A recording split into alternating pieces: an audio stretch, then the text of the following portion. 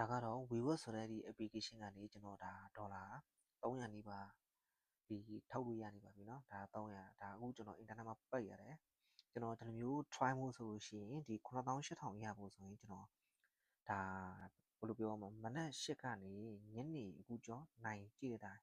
6ခွဲထိလောက်မှတော့မပြည့်သေးဘူး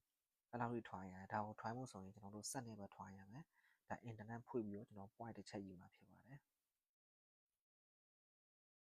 အဲ့တော့ကျွန်တော် internet ဖွင့်ပြီးတော့ကျွန်တော်ဒါတစ်ချက် point ယူမယ် point ယူတဲ့ခါကျရင်တစ်ချက်ထွက်မယ်နော်ဒီ Google ဆိုကိုကျွန်တော်တစ်ချက်ထွက်မယ်တစ်ချက်လေးပါဒါ point ဘယ်လောက်ရပါဒါဆိုရင်ကျွန်တော်2000ကျော်ကျွန်တော်ရနေပါပြီနော်အခုလောဆယ်သူပြရတာ19000ကျော်ဖြစ်ပါမယ်ကျွန်တော်ထွက်မယ်ထွက်ပြီးတော့ကျွန်တော် Vivo တွေကိုကျွန်တော်တစ်ခါပြန်ဝင်မယ် Vivo တွေကိုပြန်ဝင်မယ်ဆိုလို့ရှိရင်ကျွန်တော်ကတော့ဒါတစ်ချက် try မယ်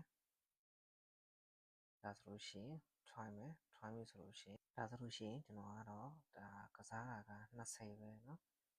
အခုဒါဆိုရင်2000ကျော်ပါမယ်နော်22,630နဲ့8ဆိုဖြစ်ပါပြီနော်ဒါဆိုလို့ရှိရင်ဒေါ်လာ300နီးပါးကျွန်တော်စထုတ်လို့ရပါပြီဖြစ်ပါတယ်ကဲဒါကအမှန်တကယ်ပြီးတာနော်တကယ်လို့ကျွန်တော်ဒီဗီဒီယိုလေးဒီကတော့အမှန်တကယ်ပြီးတယ်ဒီ WeWork ဆိုတဲ့ application ပဲဖြစ်ပါတယ်ဒီကျွန်တော်တို့ဒါငွေထုတ်တဲ့ခါကျလို့ရှိရင်ဒီသူ့ဘက်ကကန်ဆယ်မဖြစ်အောင်ဘယ်လိုထုတ်ရမလဲဆိုတာကိုကျွန်တော်မျှဝေပေးမှာဖြစ်ပါတယ်ကဲအားလုံးပဲဆင်ပြေကြပါစေ